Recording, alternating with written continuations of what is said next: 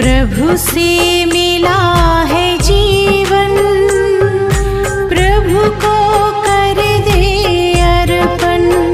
सबका भला हम करते चले,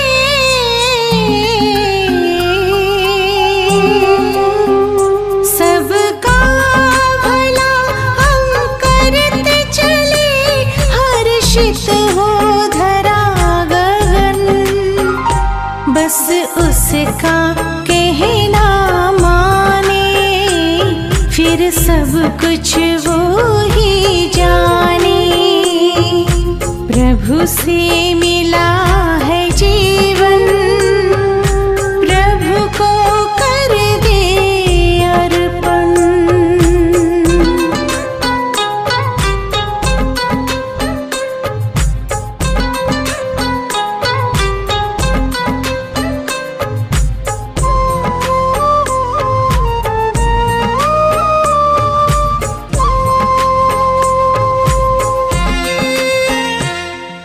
जहाँ जहाँ कदम पड़ते हैं, साथ साथ वो चलते हैं।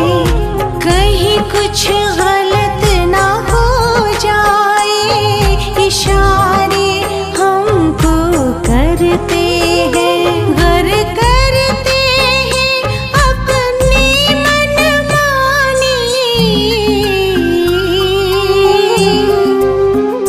घर करते हैं अपनी मनमानी। बढ़े फिर उलझन, बस उसका कहना माने, फिर सब कुछ वो ही जाने। प्रभु से मिला ये जीवन, प्रभु को कर दे अर्पण। ओम शांति। 22 अप्रैल 2021 की साकार मधुर महावाक्य। मीठा बाबा कहते, मीठे बच्चे, बाप आए हैं भारत को सेलिब्रेट करने। तुम बच्चे इस समय बाप के मददगार बनते हो। भारत ही प्राचीन खंड है। प्रश्न, ऊंची मंजिल में रुकावट डालने वाली छोटी छोटी बातें कौन सी है? उत्तर, अगर जरा भी कोई शौक है, अनासक्त वृत्ति नहीं है, अच्छा पहनने खाने में बुद्धि भटकती रहती है, तो यह बातें ऊंची मंजिल पर पहुंचने में अटक या रुकावट डालती है। इसलिए बाबा कहते, बच्चे बनबाहों में रहो, तुम्हें तो सब कुछ भूलना है, ये शरीर भी याद न रहे। ओम शांति।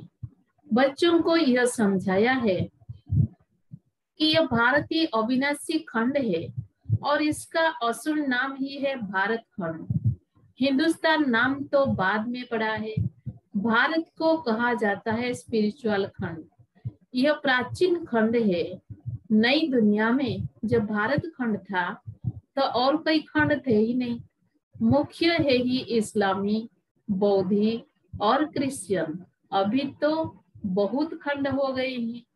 भारत अविनाशी खंड है, उसको ही स्वर्ग हेवन कहते हैं।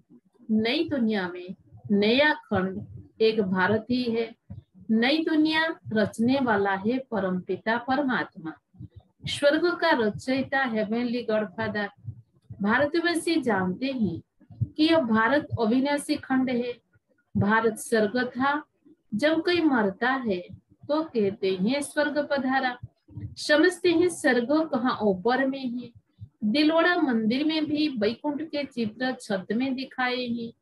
यह किसी की बुद्धि में नहीं आता कि भारत ही हेवन था, अब नहीं है, अभी तो हेल है। तो यह भी अज्ञान ठहरा। ज्ञान और अज्ञान दो चीजें होती है।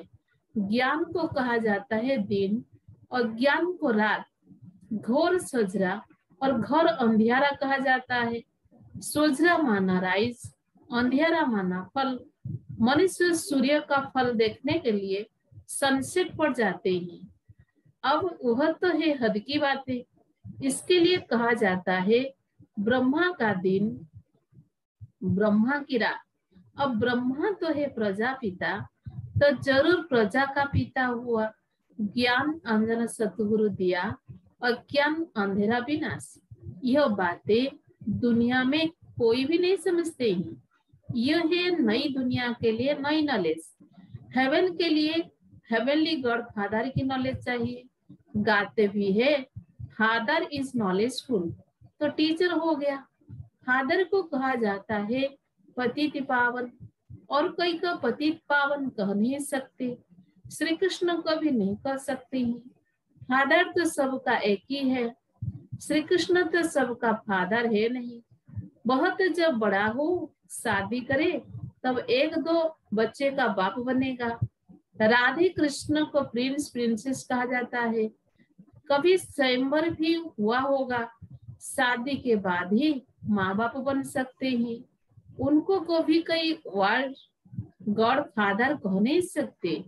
वर्ल्ड गॉड फादर सिर्फ एक ही निराकार बाप को कहा जाता है। ग्रेट ग्रेट ग्रैंड फादर सिर्फ बाबा को नहीं कह सकते। ग्रेट ग्रेट ग्रैंड फादर है प्रजापिता ब्रह्मा, उनसे बिरादरी निकलती है। वो इनकॉर्पोरियल गॉड फादर निराकार आत्माओं का बाप है। निराकारी आत्माएं जब यहाँ शरीर में है तब भक्ति मार्ग में भी पुकारती है। ये सब तुम नई बातें सुनते हो, यथार्थ रीति कोई भी शास्त्र में नहीं है।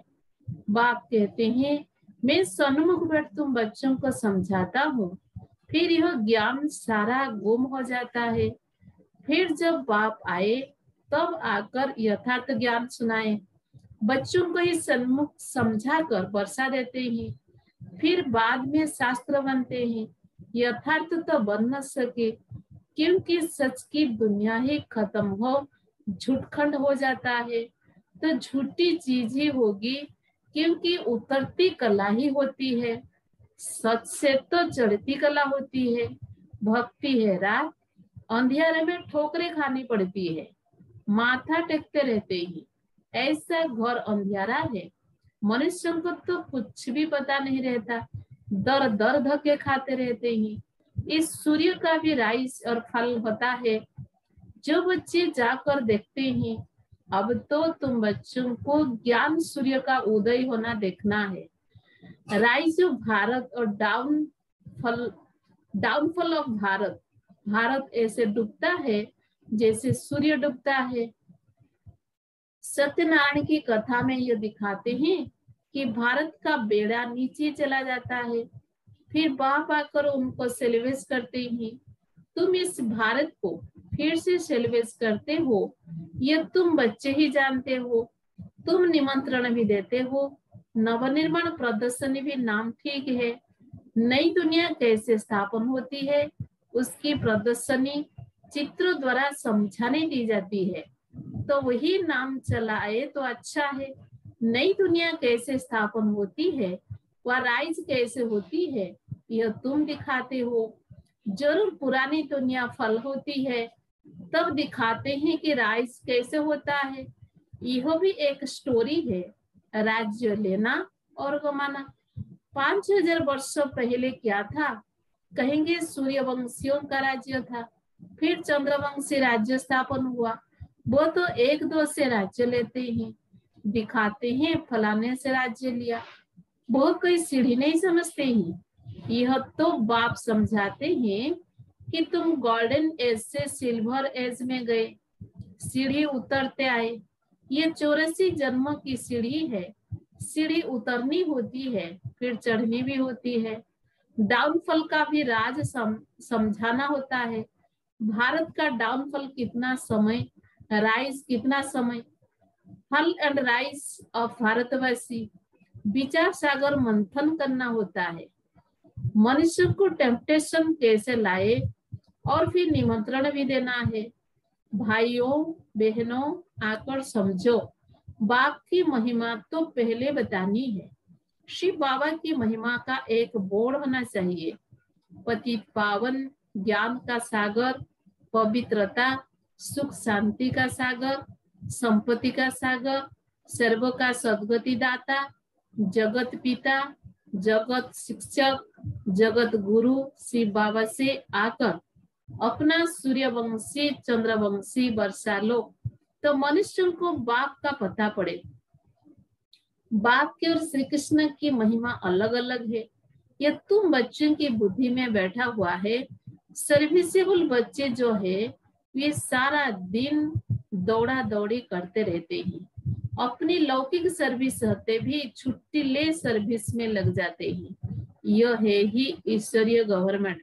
खास बच्चियां अगर ऐसी सर्विस में लग जाए तो बहुत नाम निकाल सकती है। सर्विसेबल बच्चों की पालना तो अच्छी रीति होती रहती है, क्योंकि शिव बाबा का भंडारा भरपूर है। जिस भंडारे से खाया वो भंडारा भरपूर, काल कंटक दूर। तुम हो शिववंशी, वह रचता है, यह रचना है। बाबुल नाथ नाम बहुत मीठा है। शिव साजन भी तो है ना। शिव बाबा की महिमा ही अलग है। निराकार अक्षर लिखने से समझते हैं कि उनका कोई आकार नहीं है। बिलवड मस्ट शिव बाबा है, परम प्रिय तो लिखना ही है।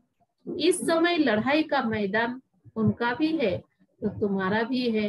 शिव शक्तियां नॉन वायलेंस गाई जाती है, परंतु चित्रों में देवियों को भी हथियार दे हिंसा दिखा दी है। वास्तव में तुम योग अथवा याद के बल से विश्व की बादशाही लेते हो।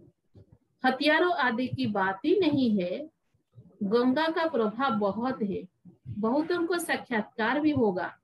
भक्ति मार्ग में समझते हैं कि गंगा जल मिले तब उद्धार हो, इसलिए गुप्त गंगा कहते रहते हैं। कहते हैं बाण मारा और गंगा निकली। गोमुख से भी गंगा दिखाते हैं। तुम पूछेंगे तो कहेंगे कि गुप्त गंगा निकल रही है। त्रिवेणी पर भी सरस्वती को गुप्त दिखाया है। मनुष्य ने तो बहुत बातें बना दी है, यहाँ तो एक ही बात है, सिर्फ अल्फ बस। अल्लाह आकर बहिष्ठ स्थापन करते हैं, खुदा हेवन स्थापन करते हैं, ईश्वर स्वर्ग स्थापन करते हैं। वास्तव में ईश्वर तो एक ही है। ये तो अपनी अपनी भाषा में भिन्न भिन्न नाम रख दिए, परंतु ये समझते हैं कि अल्लाह से जरूर स्वर्ग की बादशाही मिलेगी। यहाँ तो बाप कहते हैं मन मना भव। बाप को याद करने से वर्षा जरूर याद आएगा। रचता की रचना है ही स्वर्ग। ऐसे थोड़ी कहेंगे कि राम ने नरक रचा। भारतवासियों को यह पता नहीं है कि निराकार रचता कौन है। तुम जानते हो कि नरक का रचता रावण है, जिसको जलाते हैं। रावण राज्य में भक्ति मार्ग का सप्लिंग कितना बड़ा है। रावण का रूप भी बड़ा भयंकर बनाया है। बोलते भी है कि रावण हमारा दुश्मन है। बाप ने अर्थ समझाया है, पेशगीर या बिस्तर बड़ा है तो रावण का शरीर भी बड़ा बनाते हैं। शिव बाबा तो बिंदी है, परंतु चित्र बड़ा बना दिया है। नहीं तो बिंदी की पूजा कैसे हो। पुजारी तो बनना है ना। आत्मा के लिए कहते हैं भ्रुकुटी के बीच में चमकता है अजब सितारा, और फिर कहते हैं आत्मा स परमात्मा। तो फिर हजार सूर्य से ज्यादा तेज कैसे होगा। आत्मा का वर्णन तो करते हैं लेकिन समझते नहीं है। अगर परमात्मा हजार सूर्य से तेज है तो हर एक में प्रवेश कैसे करे। कितनी अयथार्थ बातें हैं जो सुनकर क्या बन पड़े हैं। कहते हैं आत्मा से परमात्मा, तो बाप का रूप भी ऐसा होगा ना। परंतु पूजा के लिए बड़ा बनाया है। पत्थर के कितने बड़े बड़े चित्र बनाते हैं, जैसे गुम्फा में बड़े बड़े पांडव दिखाए हैं। जानते कुछ भी नहीं। यह है पढ़ाई। धंधा और पढ़ाई अलग अलग है। बाबा पढ़ाते भी है और धंधा भी सिखाते हैं। बोर्ड में भी पहले बाप की महिमा होनी चाहिए। बाप की फुल महिमा लिखनी है। यह बातें तुम बच्चों की भी बुद्धि में नंबरवार पुरुषार्थ अनुसार आती है। इसीलिए महारथी घड़े सवार कहा जाता है। हथियार आदि की कोई बात नहीं है। बाप बुद्धि का ताला खोल देते हैं। यह गदरेज का ताला कोई खोल न सके। बाप के पास मिलने आते हैं तो बाबा बच्चों से पूछते हैं कि आगे कब मिले हो, इस जगह पर इस दिन कब मिले हो। तो बच्चे कहते हाँ बाबा, 5000 वर्ष पहले मिले हैं। अब यह बातें कोई ऐसे पूछ ना सके। कितनी गुह्य समझने की बातें हैं, कितनी ज्ञान की युक्तियां बाबा समझाते हैं, परंतु धारणा नंबरवार होती है। शिव बाबा की महिमा अलग है, ब्रह्मा विष्णु शंकर की महिमा अलग है। हर एक का पाठ अलग अलग है, एक न मिले दूसरे से। यह अनादि ड्रामा है, वही फिर रिपीट होगा। अभी तुम्हारी बुद्धि में बैठा हुआ है कि हम कैसे मूल वतन में जाते हैं, फिर आते हैं पाठ बजाने के लिए, जाते हैं भाया सूक्ष्म वतन। आने समय सूक्ष्म वतन नहीं है। सूक्ष्म वतन का साक्षात्कार कभी किसी को होता ही नहीं है। सूक्ष्म वतन का साक्षात्कार करने के लिए कोई तपस्या नहीं करते ही, क्योंकि उनको कोई जानते नहीं है। सूक्ष्म वतन का कोई भगत थोड़े होगा। सूक्ष्म वतन अभी रस्ते हैं, भाया सूक्ष्म वतन जाए, फिर नई दुनिया में आएंगे। इस समय तुम वहां आते जाते रहते हो। तुम्हारी सगाई हुई है, यह पियर घर है। विष्णु को पिता नहीं कहेंगे, वो है ससुर घर। जब कन्या ससुर घर जाती है तो पुराने कपड़े सब छोड़ जाती है। तुम पुरानी दुनिया कहीं छोड़ देते हो। तुम्हारे और उनके बनवाहों में कितना फर्क है। तुमको भी बहुत अनासक्त रहना चाहिए। देह अभिमान तोड़ना है। ऊंची साड़ी पहनेगी तो जड़ देह अभिमान आ जाएगा। मैं आत्मा हूँ यह भूल जाएगा। इस समय तुम हो ही बनवाहों में। बनवाहो और वानप्रस्थ एक ही बात है। शरीर ही छोड़ना है तो साड़ी नहीं चढ़ेगी क्या? हल्की साड़ी मिलती है तो दिल ही छोटी हो जाती है। इसमें तो खुशी होनी चाहिए। अच्छा हुआ जो हल्का वस्त्र मिला। अच्छी चीज को तो संभालना पड़ता है। यह पहनने खाने की छोटी छोटी बातें भी ऊंची मंजिल पर पहुंचने में अटक डालती है। मंजिल बहुत बड़ी है। कथा में सुनाते हैं ना कि पति को कहा यह लाठी भी छोड़ दो। बाप कहते हैं यह पुराना कपड़ा, पुरानी दुनिया सब खलास होनी है। इसीलिए इस सारी दुनिया से बुद्धि तड़ना है। इसको बेहद का संन्यास कहा जाता है। सन्यासियों ने तो हद का संन्यास किया है। अब तो फिर वे अंदर आ गए हैं। आगे तो उन्होंने बहुत ताकत थी। उतरने वालों की महिमा क्या हो सकती है। नई नई आत्माएं भी पिछाड़ी तक आती रहती है पाठ बजाने। उनमें क्या ताकत होगी। तुम तो पूरे 84 जन्म लेते हो। यह सब समझने के लिए कितनी अच्छी बुद्धि चाहिए। सर्विसेबल बच्चे सर्विस में उछलते रहेंगे। ज्ञान सागर के बच्चे ऐसे भाषण करे जैसे बाबा उछलता है। इसमें फंक नहीं होना है। अच्छा, मीठे मीठे सिक्के लधे बच्चों प्रति माता पिता बाप दादा का याद प्यार और गुड मॉर्निंग। रूहानी बाप की रूहानी बच्चों को नमस्ते। हम रूहानी बच्चों की रूहानी बाप दादा को भी याद प्यार गुड मॉर्निंग, नमस्ते नमस्ते नमस्ते। धारणा के लिए मुख्य सार नंबर 1, बुद्धि से बेहद का संन्यास करना है।